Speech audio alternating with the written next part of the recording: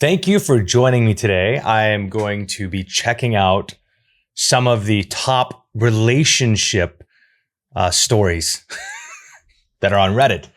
And this seems to be something that people are into. And I'd be interested in giving my 2 cents. And you get to experience it from, a audio, potentially visual perspective, depending on if you're listening to this as a podcast or watching it as a video. Anyways, we're going to check out r/RelationshipAdvice and see if there's anything worth commenting on. And I'll give you my opinion from the perspective of a human. All right. So the first one we're checking out is called, where is it? There we go. Mom had an affair 18 years ago. I, an 18-year-old male, am the product of it. Uh-oh. My dad just informed me of all this and told me he will not pay for my college while my siblings got their college experience paid by our dad.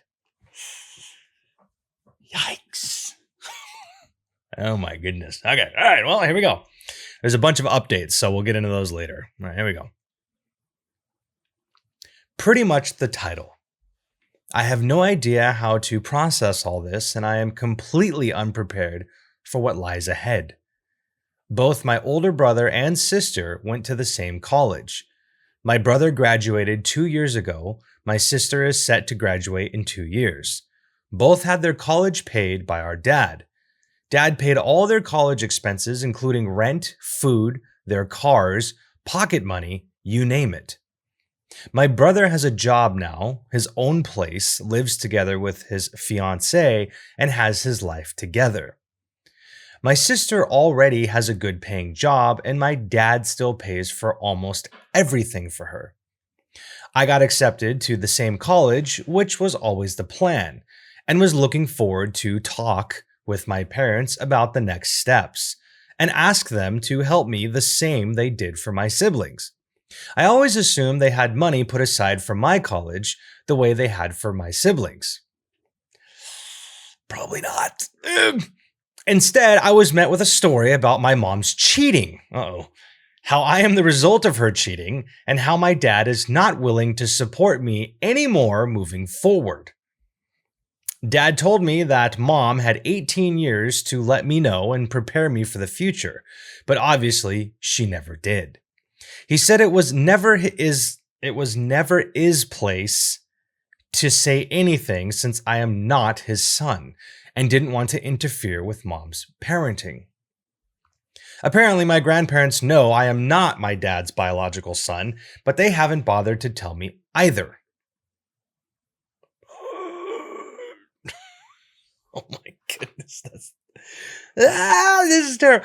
My siblings had no idea, and they are as surprised as I am because there was never a hint of anything being off. I might be naive, but I always thought I had a great relationship with my dad. We go to see sports together, we go fishing together. He tutored me when I had difficulties with math. Dad is an engineer. He taught me to drive. I never got a hint he stores resentment towards me. I mean, he gave me my name and has explained what my name means, and he was very proud of it. It's a story he tells from time to time. He likes to talk about stuff like that about me. My mom has never said a word about anything, and apparently she was supposed to have the talk with me, but she never did. I feel abandoned and unprepared for what lies ahead. I'm not even sure I'll be able to go to college anymore. I always assumed my parents just would pay for it. I've never had a job, and I am not sure what job I can even get to support me through college. I have no idea how to apply for loans. All my mom has done is cry and apologize, but nothing of substance. She has no idea how to help me. I don't even know if I'm welcomed home anymore. It's all up in the air. I feel shame leaving my room, and if I will be asked to move out, I don't know where to go. I don't have any savings, maybe $400 put together. I'm angry at my mom. I'm confused about where I stand with my dad.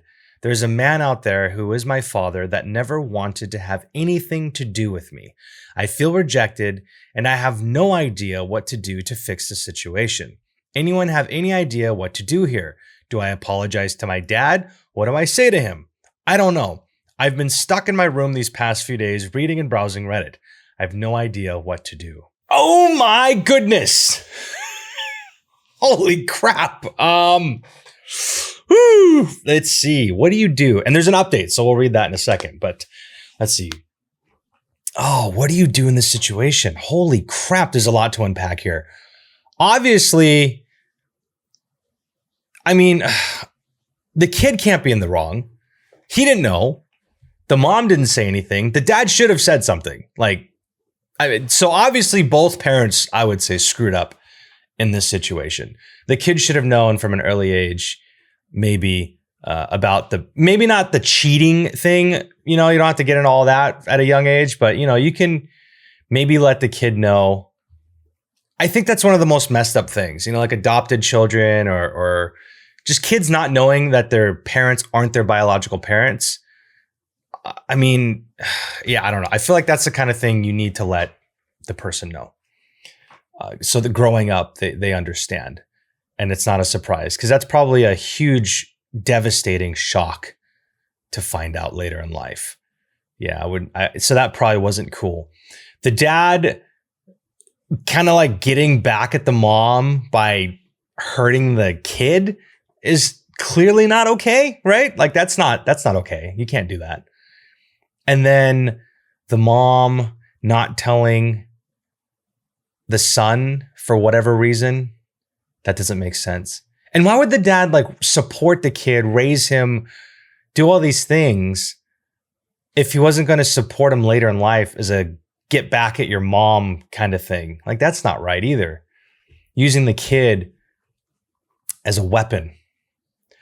I don't know. I mean, obviously parents don't have to pay for your school. Some can, some can't. Some who can afford it just aren't willing to. Welcome to the world of boomers, where they might have a stockpile of resources and they just absolutely refuse to share it with their children. That's not uncommon either. It sounds like he had the means, right, to support 2 other children through college, and then surprised you with, not that I don't have money and can't pay for you now because, I've fallen on hard times, but hey, your mom, who's like a complete freaking whore, so should have taken care of you. That seems to be his attitude. And that's not right. Especially to find out once you're becoming an adult, you've just reached adulthood and now you find out hey, you're screwed and you're not my son. By the way, you don't know who your dad is this entire time. Surprise. That's just so not cool. I don't know. But at the end of the day, we are in an economy. This was, 6 years ago, but we are in a time now where college isn't necessary, right? Because you can go to college, get buried in debt, have a master's degree, waste the first 6 to 8 years of your adulthood in higher education, and then come out getting job offers for $20 an hour. College doesn't seem to be worth it anymore. You're buried in debt. The interest makes it unbearable. And the job offerings that you get for this skill, that you've been buried in debt to acquire isn't worth much in the market because the jobs don't pay you anything for that education. You're almost better off getting 6 to 8 years of experience working somewhere than having the degree because that experience seems to be worth more than the education. So I wouldn't take it too hard in terms of maybe not being able to go to college, and maybe take it as an opportunity to focus on a trade. I know that's not everyone's desired outcome, but college isn't the end all be all. In fact, it causes, I think, more damage than good, unless of course you're going into maybe a STEM field where it's absolutely required. But even then, I feel like maybe it's not. Maybe medicine, right? Law, but mathematics, physics, engineering, I feel like even that could be self-taught. And there's lots of resources online for much cheaper where you can learn those things. And then maybe even prepare for a certification that you might need, through other means that aren't as expensive, and maybe even more. You'll gain more practical knowledge than outdated knowledge. Because sometimes in college too, you'll get like old theory that's not really applicable. I don't know how many friends I know that have gone through a computer science major that ended up, they got a job because they had the degree, but they didn't know jack. They were learning, programming languages that, not even to the depth that's required, So you get this entry-level job, which you probably could have got with 6 to 9 months of self-study instead of blowing through 4 years. The only thing that they might have had is like a better understanding of like, the architecture of like what's occurring, why like the theory, right, behind how computers operate. But other than that, I don't think they had much, because that's an industry. Nowadays, it's probably a lot different than it was 6 years ago. But yeah, I don't know. I wouldn't get too caught up on not being able to go to school. So don't let that beat you up. Obviously, you've probably made a decision. It's been 6 years. But as for your parents, yeah, they suck. Straight up. Your mom screwed up, by having an affair. And then your adopted father is a complete tool bag for having not like it's like he was waiting for the opportunity for almost 2 decades to pull the "I gotcha" card. Finally, I get my revenge. That's not cool at all. But there is an update, so let's check it out. And see, it looks like there's 3 updates in the original, but then there's like a full thread of a big update. So we'll go ahead and check out the big thread. So let's see what's happened. All right. Update on mom had an affair 18 years ago. The reaction to my original post put an uncomfortable amount of pressure on me to write this update. All right, here we go. I'm not sure if it's what you want to hear, but things are more or less back to normal state, if you consider other events. Unfortunately, my grandpa passed away at the beginning of this week, and I'm still processing it. Sorry to hear that. I did manage to talk with both my mom and dad, and I know where I now stand in relation with them, as well as my siblings. I'm not sure I would have had the courage to say what I had to say if not for the amount of help and advice in the comments. I think it is safe to say both my parents love me, and what happened 2 weeks ago was an overreaction to a fight between my parents. Oh, okay. Well, okay. It makes me uncomfortable knowing I am not aware of my own environment, but a stranger in the comments can tell me what's happening in my life with only a few lines of text from my side. A lot of comments were spot on about what is happening in my life. I have so far went through 40%, I estimate, of the comments, but I have given up. There are too many for me to keep up with. The conclusion is that I am definitely going to college. It will be the college I've always wanted to go to, and I will have the same experience as my siblings. The money to pay for all this already exists. My family is not going bankrupt as suggested. My dad just had a mental breakup with all the issues around my grandpa and his fight with my mom. Okay. So maybe he wasn't holding on to it for 18 years. Interesting. Okay. Even if my dad would have went through with his decision, my grandma let me know my grandpa left me and my siblings a sum we will have to split between the 3 of us, but enough to put me through college. That's messed up if that were the situation. Could you imagine like your siblings got fully covered and now they just fall into like a little bit of a windfall of cash, and then the cash that you get has to get blown on education? That would have sucked. What started the entire scandal was poor timing on my part. My parents just had a fight and then I showed up. Hey, pay for my college. Okay, that's probably, yeah. I didn't pick that up. Did you get that in the first story? I didn't even know that's something that happened. My parents were talking about us, their children, and mom said something to the lines of, "To think you wanted to split up when I came back pregnant," or something like that. That's kind of a normal response when your wife comes back pregnant from another dude. Yeah. I was not there. This is what she told me. I guess dad was talking how proud he was of his children, and mom wanted to express her gratitude for dad raising me as his own. And dad took it as the affair was the best decision I ever made, or something like that. And their fight escalated from there. And mom told dad something like, "What makes you think any of them are yours?" Yeah, it went downhill from there fast. Shortly after that, my dumb face showed up, and here I am. Dad and mom have since made up. Mom is still a mess. Dad is not handling my grandpa's passing away too well either. Yeah, that's understandable. I did talk with my siblings, and my sister raised a storm and wrote it here while blasting my parents on the phone. Haha. My brother was calmer, but made his feelings known in no uncertain terms as well once he got back home. My grandpa passing away sort of kept spirits calm, I guess, and shifted the focus to dealing with that. Reading the comments was a mind-opening experience. I felt unprepared for the world out there. Many have asked how I had no idea how to apply for loans or grants. I mean, that's kind of normal. What 18-year-old knows how to apply for loans and grants if you haven't been taught? I mean, yeah, you can search it up, but that's not like common knowledge. You know, they don't teach you that in high school, how to apply for anything, So I don't know why people would be getting on his case for that. Well, in my defense, when you go year after year after year, knowing you have nothing to worry about, that your college is as good as paid for already, you don't really have to worry about anything else. Of course, I knew there are loans and other things students have to be aware of, but it didn't apply to me. I mean, that's fair. You probably didn't know in that moment, but I'm sure that you might have been resourceful, and had you continued, down this path where you decided to go to college and you needed loans, I'm sure, you would have gone into the financial aid office and figured it out. But you obviously didn't have that knowledge at the time. So if people are getting on you in the comments, it's just kind of silly.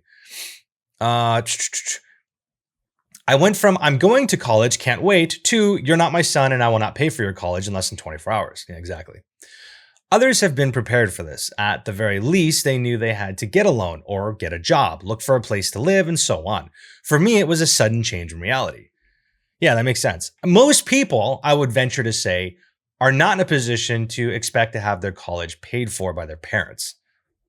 I could be wrong. I don't know what the actual data is, but I feel like most people are probably in a position where when they're coming out, at least for my experience, coming out of, high school, community college was like the only option. And then your plan is to transfer to finish, your undergrad. And that seems to be like the common theme for a lot of people, just because it's way cheaper to do that and you end up with the same degree anyways. But if you're expecting the dorm life and you're just coming straight out of high school and you have like a privileged setup where you can have that experience, it makes sense. You would not have any idea of how to strategize this. You just thought you're jumping in and you're going to have everything taken care of. And you have a good 4 to 6 years of fun life experience. Anyways, okay. Going through the comments, I managed to put a list together with various tips and tricks. What jobs are available for students, how to find a place to live, how to get a credit card, a bank account, a cell phone plan, and so on. Really good stuff that I think even after the return to normal will help me. These are good things to know, but you're brand new to adulthood, so obviously you're not going to have this all figured out. My parents have been called more names than they go by, and that was uncomfortable to read, and I haven't even read all comments. I can't even imagine what else lies in the comments waiting. Well, yeah, because based on what you said initially, they were freaking dingleberries. Dad is very sorry, apologetic about his reaction and behavior. I understand his reaction, but I still feel hurt by it, as you should. I understand he was not in the best place of mind, but I can't control my feelings either. We will be all right, and this hasn't irreparably damaged our relationship. Mom hasn't handled everything that well, but she is coming around, and she answered some more questions for me. When Mom had an affair years ago and got pregnant with me, my parents started divorce. Mom moved in with the man she had the affair with, but after a few months, the guy decided he wants nothing to do with it. Oh, who would have seen that coming? He kicked Mom out and she had nowhere to go. So my grandparents took her in because she was still the mother of their grandkids. I am getting a lot of heat for this mistake, but I know in my family's culture, grandparents call their grandkids nephews as well. No, okay, yeah, he crossed out nephews. Mom and dude, people, what is wrong with people on Reddit? Like freaking giving you crap over like saying nephews and stuff. Oh boy. Mom and dad got back together after a lot of work. Dad took me as his own, and that's my life since then. But they should have let you know. You don't need to know all the drama surrounding your situation, but it would have been the proper thing to let you know about, your mom being biological and your dad not. The man who is my natural father is not in the picture anymore. Obviously. You didn't even know he existed. Dad didn't really know who he is, and mom hasn't heard or seen him ever since. He was fully aware mom was pregnant with his child. I guess he had more important things to do. But dude, any guy that's going to knock up a married woman is probably not looking for commitment. I mean, I don't know what she was thinking. It's usually not the kind of person that's going to, step up to the plate and take care of business that he's responsible for. But it doesn't sound like he was about to cure world hunger either. She met him at a bar and not a fundraiser. Yeah. And I don't feel a need to know any more about who he is. I thought about the matter the last 2 weeks since I've been aware of everything and haven't really felt the desire to know who he is, where he is, if he's still alive, if I have other siblings out there, etc. I was suggested to go and buy a DNA kit from 23andMe. Maybe I can find him that way, but I think I will avoid doing this specifically so I don't find him or he finds me. As far as I care, I have a mom and a dad and a brother and a sister, and that's my family. Yeah, I mean, that's your whole world, Yeah, you got a bit of a shocker, but just keep it that way. I wouldn't even go out of my way to find this guy. It's not going to add any value to your life. I don't think so. Moving forward, I do plan of getting a job and becoming more independent, but not in an attempt to distance myself from my family, but to feel like I would not be lost in the world if my family suddenly disappears. My mom admits I've been babied way more than my siblings and that they should have prepared me more for what's coming next. Absolutely. I did learn where I stand with my family, and it's safe to say that I am loved and I have options. I thought I am isolated, but my world is wider than I thought. Grandparents, siblings, my aunt, my cousins all have my back. I think my parents are human and they make mistakes. And even though this was not their greatest moment, I think I will look at everything as nothing more than a weak moment in an otherwise wonderful relationship. Thank you. You are very mature. For your age. I think you're giving yourself too much crap because of some randoms on Reddit. But an 18-year-old that's, able to kind of like emotionally process this stuff from what you're saying is kudos to you. I think you've done pretty good. So I don't know. I still think that you're not in the wrong here at all. Your mom and dad should have told you. I think it's good that you don't seek finding your biological father. It doesn't seem like it's going to add any value to your life. In fact, it might make things worse. So I would say just keep it as that. Maybe later in life, who knows? But from right now, I'd say you got other things to worry about. Sorry for your grandpa passing. I do think that would have been messed up if, the inheritance that was left for you and your siblings, you would have had to have blown. Because then it's just not fair. It's like your siblings had a head start in life provided by their father. And then now they have a windfall of cash that's probably going to be a decent savings and help them further progress in life. And then you have to blow it all. However, it's better to have that than not have it. So I'd rather at least blow my inheritance and come out of college without debt than to come out with debt.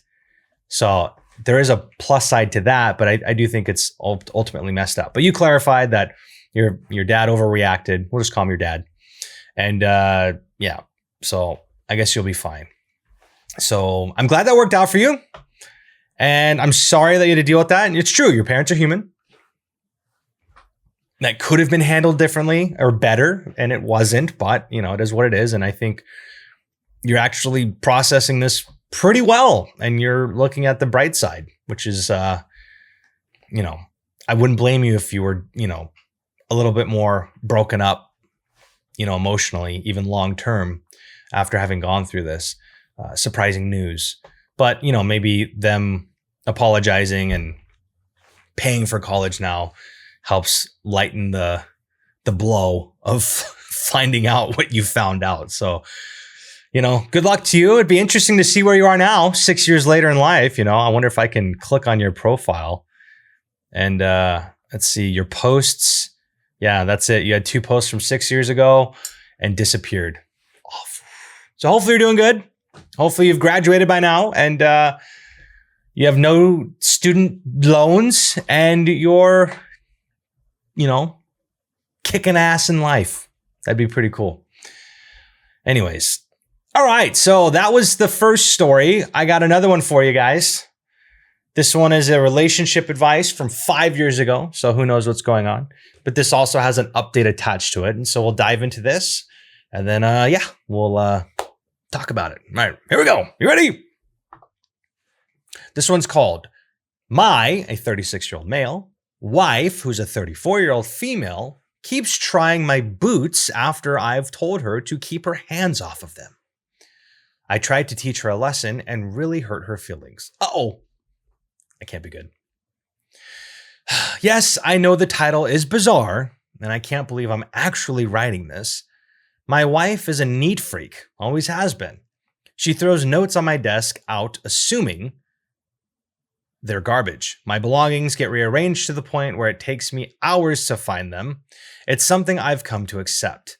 I'm not happy about it, but we have a pretty happy marriage on the whole.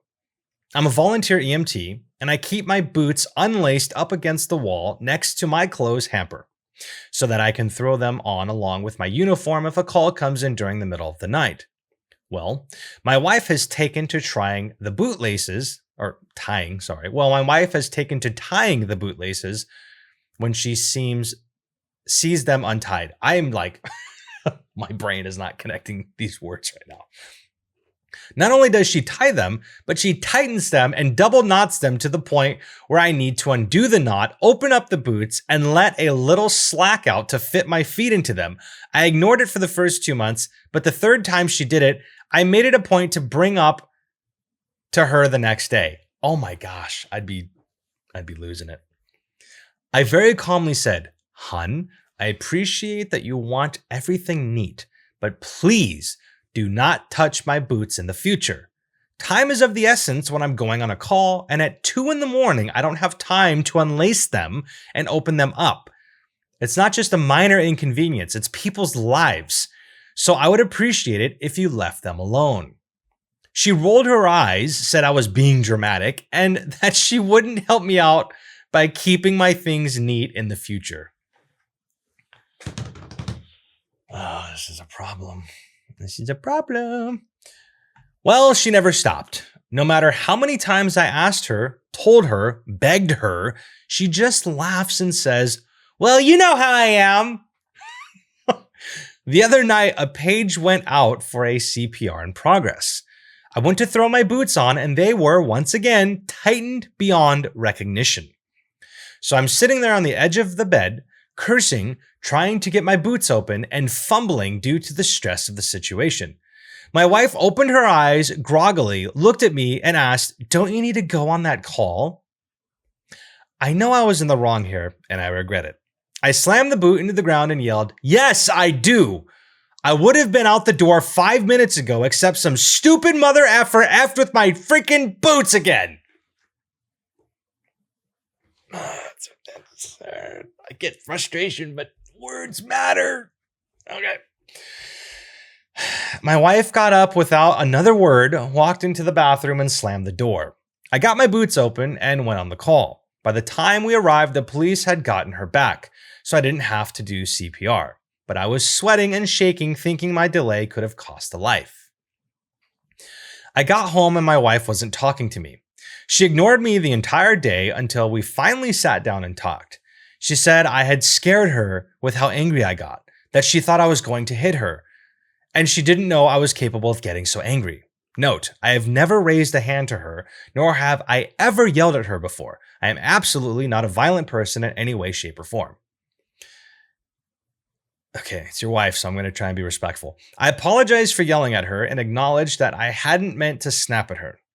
I was frustrated with the situation as I needed to get the person in need of CPR as soon as possible, and it was a delay that didn't need to happen.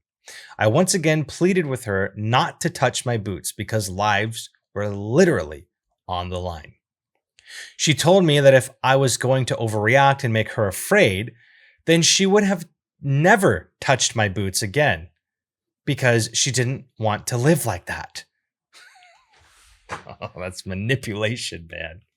Okay, all right. Last night, before I got into bed, I had a sinking feeling. So I went over and checked my boots. I was very disappointed to find them tightened up again. Are you kidding me? So I decided to show her how it felt. I went over to her closet and pulled out her running shoes. I unlaced the shoes on both of them, removed them from the shoes completely, curled them each into a little coil and put them inside the shoes and put them back. I then went to sleep. At 6:15, I was woken up by my wife screaming, "How could you? Why would you do this?" Holding up both laceless shoes with tears in her eyes. My wife likes to go for an early morning run, and I knew she would want to get out of the door as soon as possible. I smiled and said, "You know how I am. I just like things neat." She continued sobbing and walked out of the room. So by the time she was all laced up again, it was raining, so she missed out on her run. Aw, boo. I actually feel pretty terrible about that because I really only wanted to delay her, not ruin her plans completely. It's understandable. You're obviously going to love your wife more than we do. So I don't feel so bad, but I get where you're coming from. At this point, she's alternating between crying that I went out of my way to hurt her and ignoring my presence. I acknowledge that what I've done has been pretty childish and not at all constructive. I just don't know what to do. She said through tears, "You admitted you were totally in the wrong for yelling at me, and then you turned around and took it out on me in a different way. What is wrong with you?" No, that is bull. That is absolute bull. The problem is, to her, an apology means taking on 100% of the fault. When I apologized for blowing up, she took that to mean she was 100% in the right and that my feelings were completely unjustified. So at this point, I haven't apologized for ruining her run because she'll take that to mean that she wasn't wrong to touch my boots. Oh man, you got some problems here, man. She's got some baggage. Again, sorry, it's your wife. I don't want to be super disrespectful, but she's a psycho. I've tried to have these discussions, but it's in one ear and out the other. We have such a good relationship otherwise, but I feel like the issue has reached a tipping point and it's going to continue to result in arguments until we resolve it. How do I make things right with my wife while still letting her know that I won't tolerate her disrespecting my property anymore? That's kind of a weird way to phrase that. Disrespecting my property. Okay.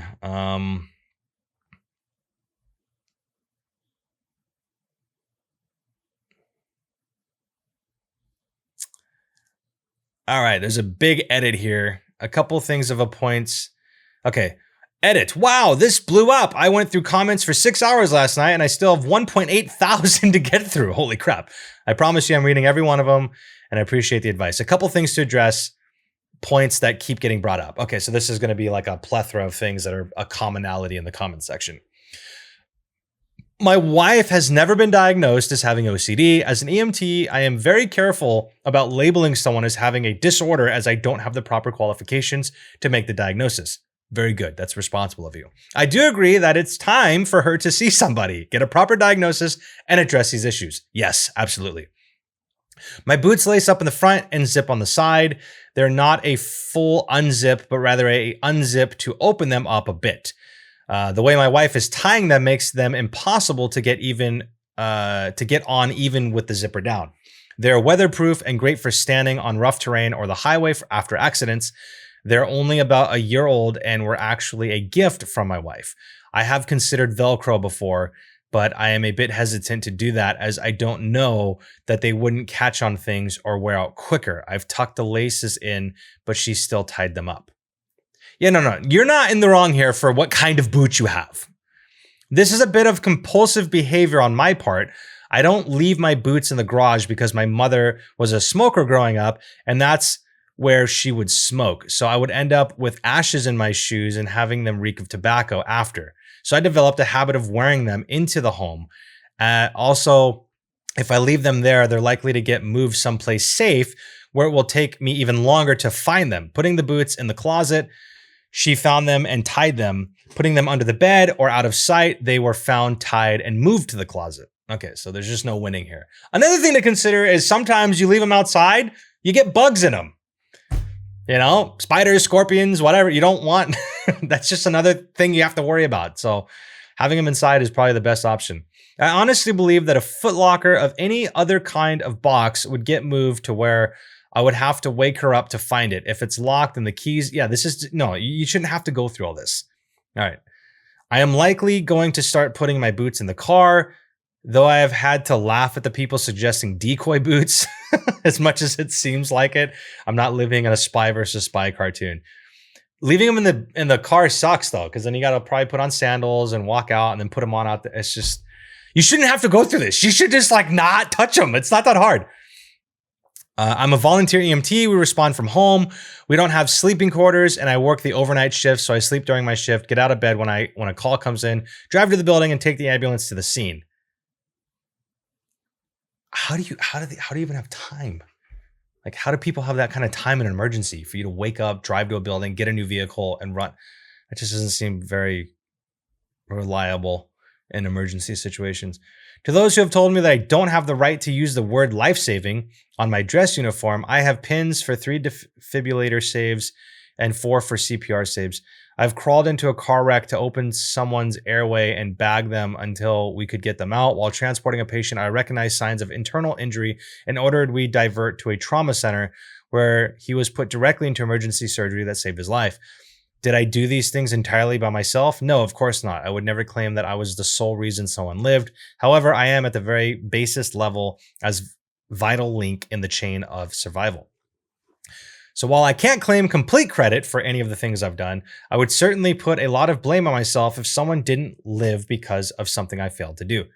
Wait, people are giving you crap about like, okay, whatever. I have a full-time job that I work 8 to 5 Monday through Friday outside of EMS. That is why I volunteer on the night shift. My wife works as a payroll manager for a mid-sized office. I earn about $10,000 a year more than her. We've been married for 2 years. While I lived on my own before we were married, she didn't move into the apartment until we got engaged.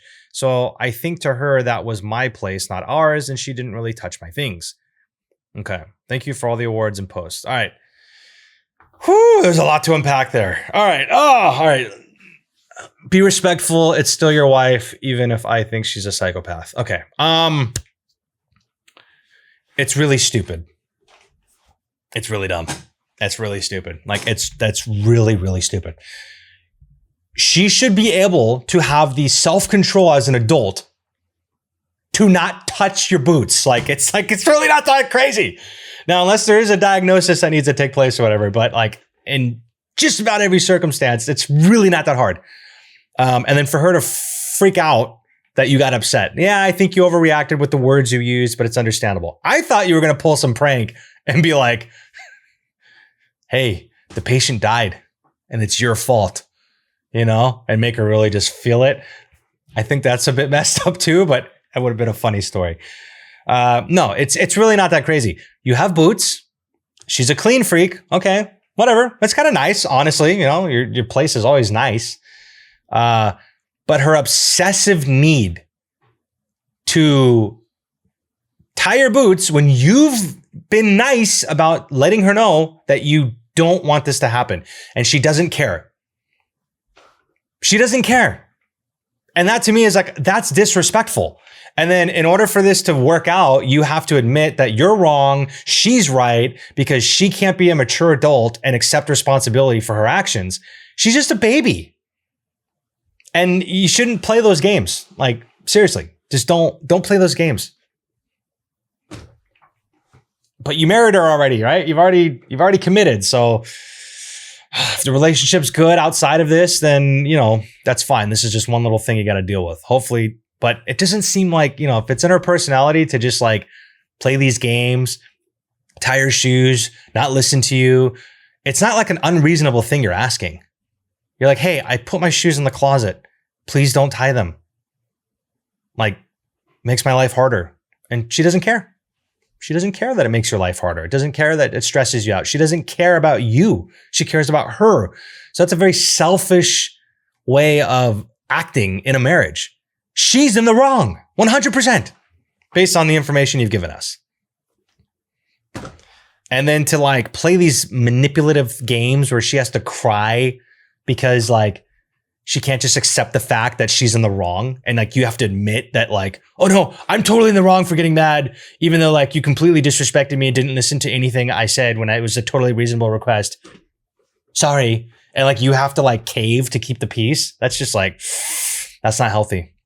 That's not healthy at all. But you're already married. So, you know, like it sucks. You found that out later, but, I don't know. You have an update. So I'm curious to see what happened, but, yeah, I don't know. I feel like she's totally in the wrong and you didn't do anything other than, I think the words you used when you yelled at her were excessive. So obviously you screwed up there. Even when you're frustrated, you should be able to control your anger, you know? And now for her to think you're going to hit her when you said you've never given her any reason to think that, that's kind of silly. I can understand someone getting like scared when like you use language like that and you're yelling, especially when they're half asleep, you know? I think she has, you know, she can be afraid, you know, and then it's your responsibility to clarify, listen, I will never hurt you. And I'm sorry that I overreacted and I said these things, but I am not fully in the wrong here, right? That's what a responsible, mature adult does. You take accountability when you screw up, you reassure that you're not that person, and then they need to recognize that they are part of why that experience occurred. Oh, but the fact that she's just like unwilling to just take any blame is just like a sign of just immaturity or something. I don't know. I mean, maybe there's a deeper diagnosis that, you know, you're going to find out later. I don't know, but like, that's just wild. That's just wild. All right. Let's see what your update is. Hopefully it's good.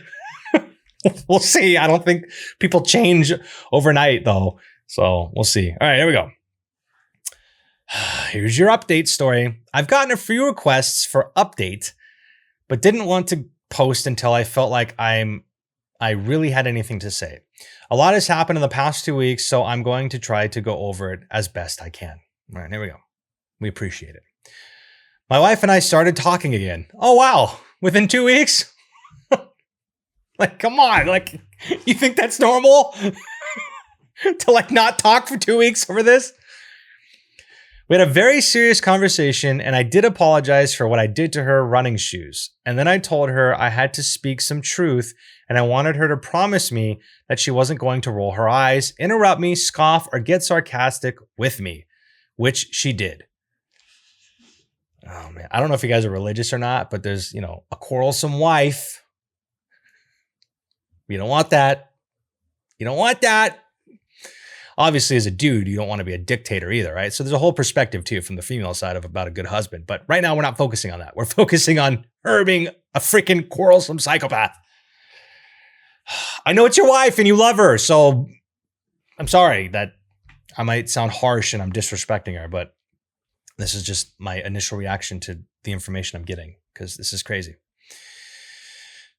I told her that I was not kidding about my boots, that while most of the time I caught geriatric transports, falls, and nausea, there were instances where response times was of the essence and I didn't have time to play around with my boots in the middle of the night. Oh, so people were thinking you were exaggerating about like, that makes sense. So if you had time to get up, put your boots on, drive to work, get a new car, transfer vehicles, and then drive to the scene, chances are it's not like super emergency things, right? It's like transportations and, you know, things that aren't like where they need someone immediately. So maybe that's where they're thinking you were exaggerating about life saving. But I mean, I don't think it's unreasonable. It's like you're in a medical response position. Whether or not it's always like, you know, seconds matter versus obviously in this case, you have extra minutes. It's still a position where you need to consider the need of the patient, right? I told her that there have been times when my intervention has been critical in saving a life, when my training has helped me recognize an underlying emergency, or when a call I made ensured that a patient was prioritized upon arrival at the hospital. I explained that a lot of the crap I see, I don't tell her about because I don't want to give her nightmares or make her worry about me. She actually listened and didn't dismiss what I had to say. She responded that she was trying to help by keeping things neat. No, you weren't. Because it was communicated to you that tying the boots didn't help. it made things worse. So I don't want to hear it. I was just trying to make things nice. I didn't mean... No, you knew better. You still did it. I responded, but you're not, sweetie. I'm not trying to be mean, but you're not helping. You're hindering me. One day, it may be the difference between life and death. I need you to not touch my gear.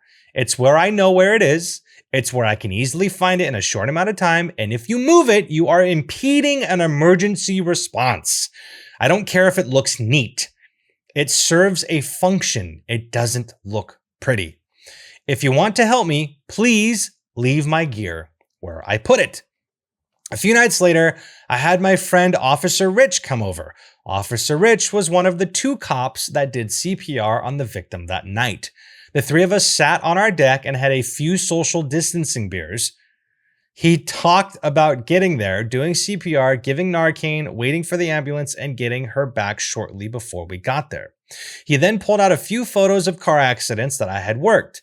He showed them to my wife and pointed out, this car went into a tree. Your husband crawled into the wreck, put a collar on the driver, and stayed in there giving him oxygen until we could get him out. Your husband pulled a 3-year-old out of this wreck. Your husband recognized that the driver had a stroke and took her to the stroke center, which likely saved her life. Is all this necessary? Just to have your wife not tie your boots? You have to go. This is crazy. This is like you're dealing with a 4-year-old. After that, I told her I had something I wanted to show her, and I asked her for the same promise I'd asked earlier. When she agreed, I showed her a video on YouTube of a police body cam from an overdose. This video showed how critical time is in getting someone back, and the training someone goes through in order to give the drug, do CPR, and utilize an AED. I told her, I am not trying to attack you.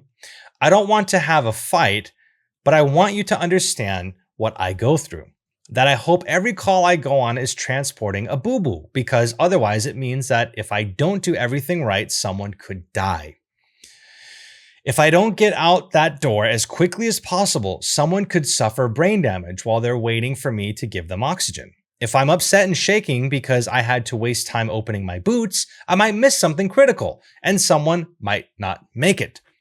She acknowledged that she understood and told me she hadn't really thought about the danger of what I do until the other night when she saw the photos of the wrecks. I told her that I think she has OCD and needs to see a therapist because it's hurting our marriage. I listed examples of her throwing important things out, moving things without permission, and messing with my gear.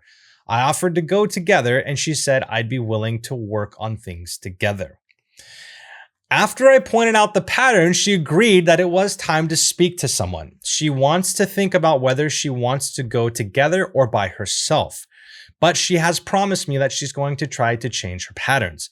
I brought up her saying she thought I was going to hit her, and she acknowledged she'd been with guys who flew off the handle with little provocation and scared her. Okay, that's reasonable. That she'd never seen me get that angry, and it triggered her because she didn't think I was capable of blowing up like that. That's fair. She's been very emotional lately and has been going through mood swings. She's been worried about me going out on calls. The other day, she started crying and said, I hope you know how much I appreciate what you do. Knock on wood, since we had the big talk, she hasn't touched my boots. Okay, this is progress. This is good. This is good. Is everything resolved? Not by a long shot, but she seems to have a new appreciation for what I do. Thank you for all of your responses. I wound up not showing her the thread because a lot of it was pretty harsh towards her. Yeah, I don't know if... Yeah, I recognize I cherry-picked incidents and didn't put her in the best light, and there's a lot more to her and our marriage than that. She is the person I chose for the rest of my life, and I want us to work. Okay. Fair enough. Again, this is one problem in a complex experience of partners, relationships, a marriage, of you going through life together. You both have your own day-to-days. You both have your own family situations where you're coming together with 2 new families. You have whatever you got going on, finances, living situations, career choices, kids or no kids. There's a whole lot more than just the boots. So I get it, right? We have to remember that. You two are human beings with a much more complex situation than this. But from the outside looking in on this one situation, she's crazy. Okay. All right. Maybe that's not fair. But you know, I do have hope, right? If she was able to like keep her hands off your boots, it's crazy you had to go through those lengths to, she's what, 34. You had to have a 34-year-old sit down and go through pictures and like have one of your coworkers come over to explain the severity of the situations. I mean, if she's your wife, she should have just respected you, you know, OCD or not. I mean, I don't know. Maybe it's like harder to control. Maybe you can't control it. I don't know how OCD works. If she has it, we don't even know if she has it. You should be able to not tie boots. Like it's really not that crazy. It's not. So hopefully you guys have grown in this moment. You've come to respect each other on deeper levels, right? And have a greater appreciation and love for one another. At the end of the day, you are married. So there's a commitment there where you love each other. And I'm sure you're going to be able to work through this and it's not going to ruin your marriage. But yeah, she's, hopefully she changes and you guys can move past this. And it's just a silly thing. This was 5 years ago. Let's see. Do you have any other stories? Nope, that's it. So hopefully things are fine. Looks like you haven't brought it up again, so I'm sure everything worked out. Anyways, well, that's it. We went through our 2 stories today. Maybe we'll do more in the future. I don't know. If you like this kind of stuff, let me know in the comments and give me some other subreddit ideas or stories you found. Maybe you want me to read or that you have yourself and write them out. And I'd be happy to take a look. So thank you for joining me. And yeah, we'll see you on the next one. All right, later.